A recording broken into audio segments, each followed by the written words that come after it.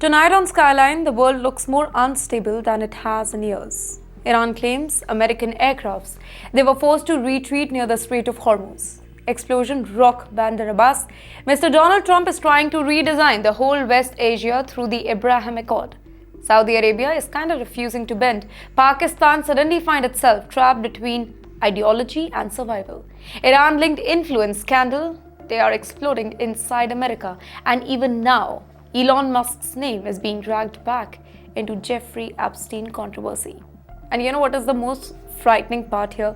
Nobody seems fully in control anymore. Not America, not Israel, not Iran, not even the global institutions. In fact, one military mistake, one naval accident, one failed negotiation, and the entire West Asia could explode into a wider global confrontation involving multiple superpowers all at once. Tonight, we break down 9 explosive stories revealing how the entire world may now be entering a completely new era of geopolitical instability. I am Driti Atri, and this is Skyline.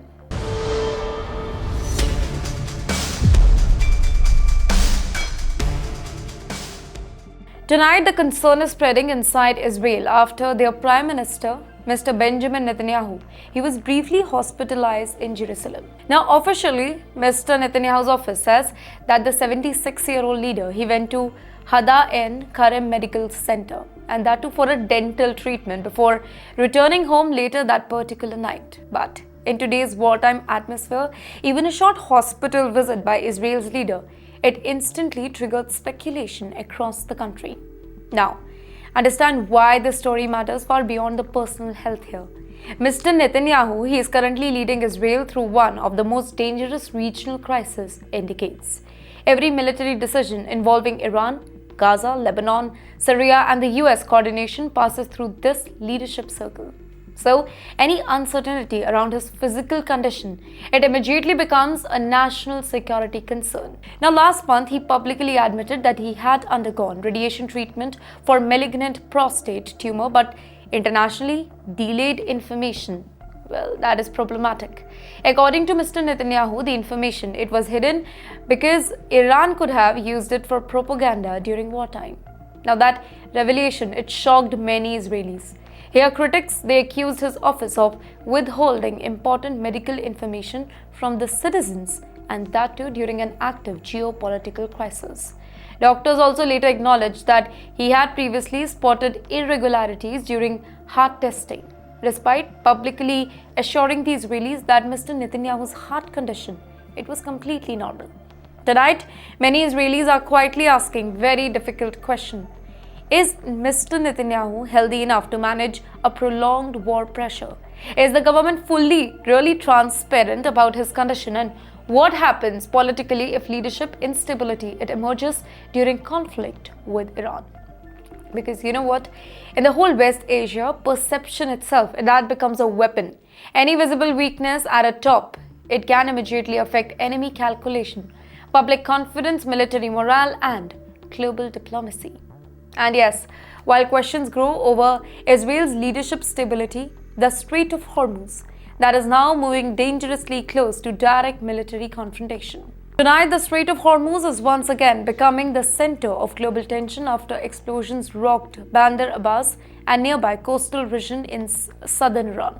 According to reports, Iran's Revolutionary Guard Corps, they allegedly launched attacks targeting the vessels at sea, triggering rapid American military retaliation.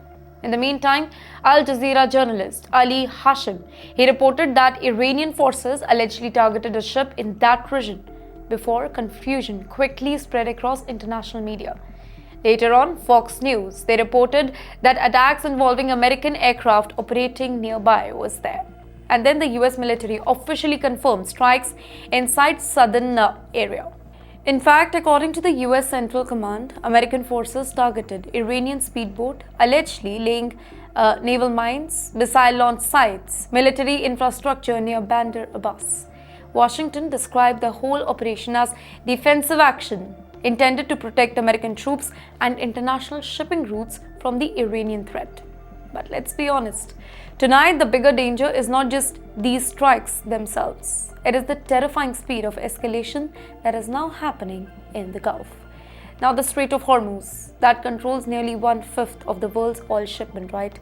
That means even limited military confrontation over there, it can immediately affect global fuel prices. It can affect inflation, airline costs, shipping insurance, energy market, and stock exchanges, and that too worldwide. And Iran do understands this leverage extremely well.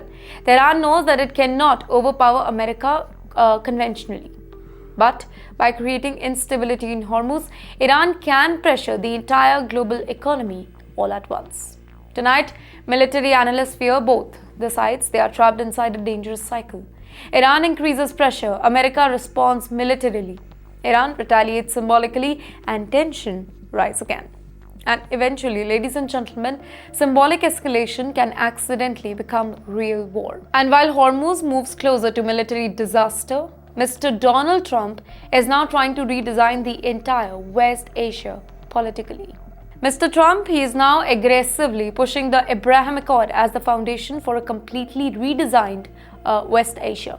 According to reports, Mr. Trump believes that expanding the Abraham Accord, it could stabilize the Iran conflict while building a regional alliance centered around Israel, Gulf powers, and American influence.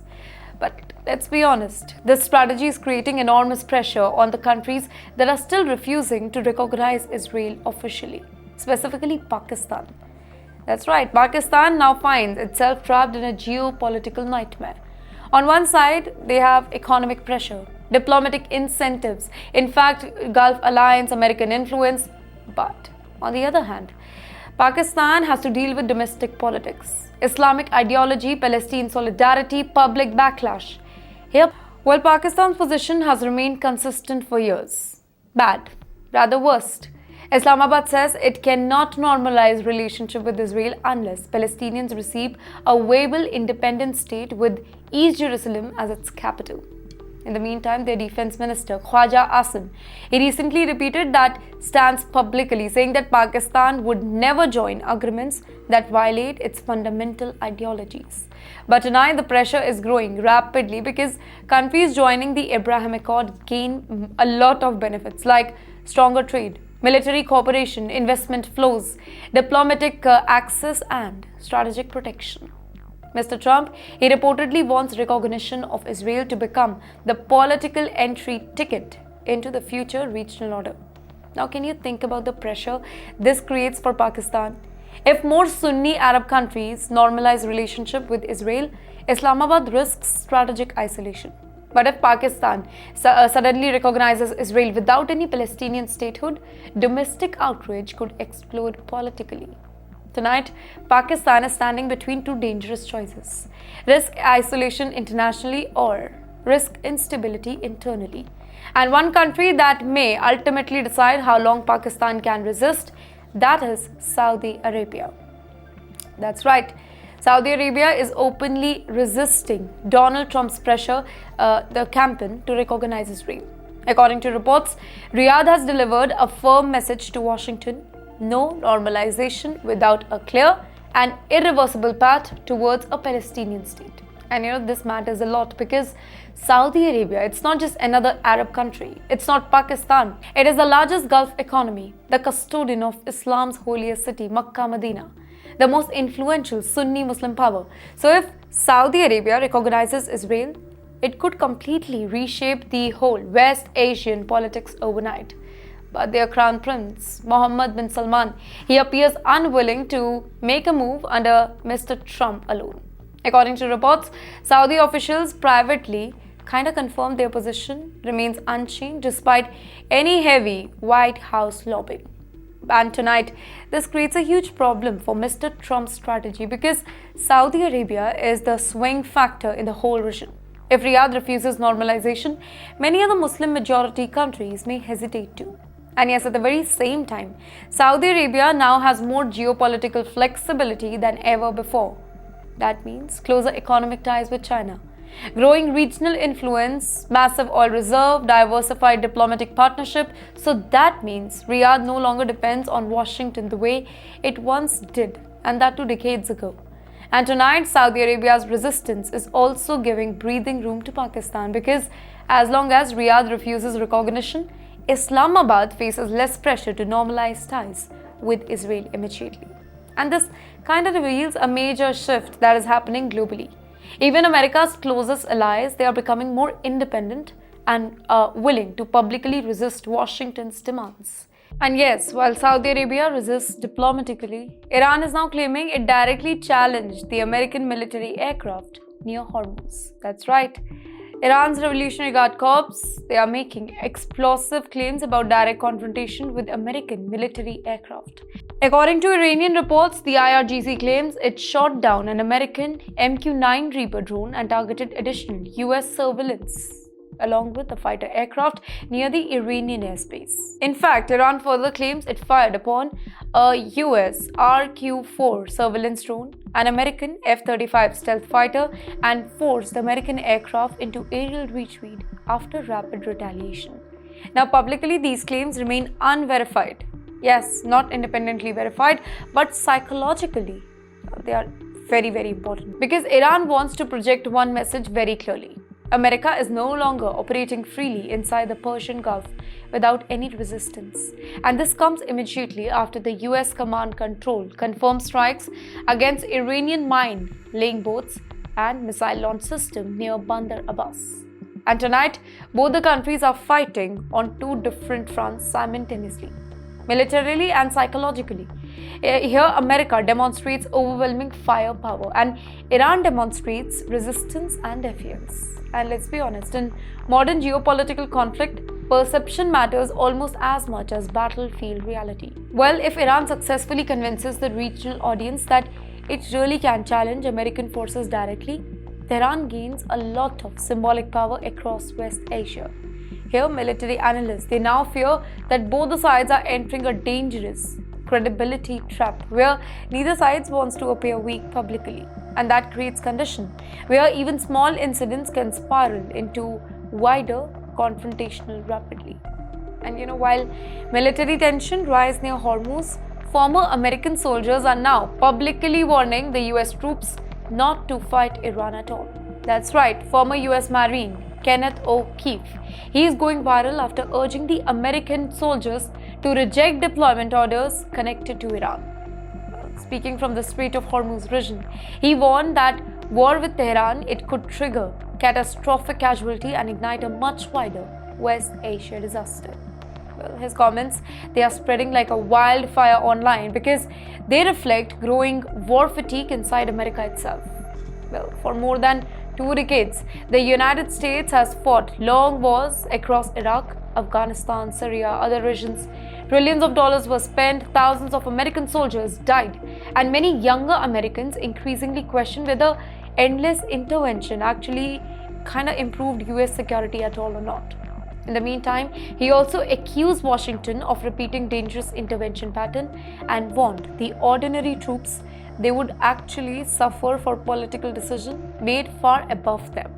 In fact, he also criticized the American support for Israel and warned that any direct war with Iran, it could destabilize the entire region permanently. Now, whether people agree with him or not, but this is not the biggest issue tonight. The bigger issue is this. Voices like this, they are gaining massive attention inside America during a period of rising geopolitical tension. And that reflects a country emotionally divided over war itself. Some demand stronger action against Iran, others fear another endless catastrophe. And tonight, America appears psychologically exhausted by permanent global conflict. And yes, while America debates war with Iran, another explosive controversy is now exposing fears of Chinese influence inside the United States. Tonight, the US federal authorities are accusing American political commentator Thomas Pauken II of secretly working with China-linked contracts connected to Beijing's intelligence system. According to FBI document, this person allegedly worked with individuals tied to China's Ministry of State Security and prepared very confidential political report supposedly intended for Chinese President Mr. Xi Jinping himself. Here, investigators claim that Pauken discussed payments of up to $10,000 for weekly political reports designed to influence the policy. Authorities also allege that he attempted to connect Chinese operatives with the US-based individuals seeking a Mr. Trump administration role. Now, Pokin's lawyer, he strongly denies espionage accusation. Well, his defense argues that this is not a classic spy case involving stolen secrets or classified documents. Instead, the legal issue involves allegedly working for a foreign government without any proper registration paperwork. But politically, the implications, they are enormous, because tonight, well, this particular story, it feeds directly into America's growing fear that China is expanding influence operations, and that too inside media, inside politics, inside universities, business, technology network. And remember, the US-China relations are already extremely high over Taiwan, over AI dominance, semiconductor control, in fact, military expansion, trade war, and global influence competition. So, every China-linked scandal, it now instantly becomes politically explosive in Washington. And while America fears Chinese influence operation, another scandal is now dragging Elon Musk back into global conversation. That's right, tonight, Elon Musk's name, it is once again making global headlines after a new Epstein-related document reportedly referred a tentative 2014 trip involving Jeffrey Epstein's private island. According to reports, documents released by Democratic lawmaker, it included an itinerary note mentioning Mr. Musk alongside the question, is this still happening? Now, importantly, there is no current evidence proving that Mr. Musk made this trip. No charges has been announced, no direct criminal allegation that confirms that he was with him. But because Elon Musk, he is now one of the most influential figure on the planet Earth, be it Tesla, SpaceX, AI, politics, X platform, global technology influence, even indirect mention inside an Epstein-related material, it instantly creates worldwide attention. The controversy intensifies further after Mr. Kash Patel. He was reportedly questioned over possible communication, surveillance record, and travel logs tied to Mr. Epstein's network here. And tonight, online speculation is exploding because the Epstein scandal, that remains deeply emotional globally. The case represents something larger for more people. Elite privilege, secret network, billionaire power, political protection, unanswered question. And once again, America finds itself trapped in a cycle where politics, celebrity culture, billionaires, intelligence sphere, and conspiracy theories all merge into one massive public controversy. And yes, finally tonight, after all these wars, all these scandals, military escalation, and global power struggle, one terrifying reality is becoming impossible to ignore. The world is entering a new age of chaos. Tonight's stories may appear disconnected at first. Iranian attack, Saudi resistance, Pakistan's dilemma, Chinese influence fear, Mr. Netanyahu's health, and Elon Musk controversy. But together, they kind of reveal something much larger. The old world order is becoming unstable. America is being challenged simultaneously, militarily, economically, diplomatically, and psychologically too. China is rising aggressively, Iran is resisting openly.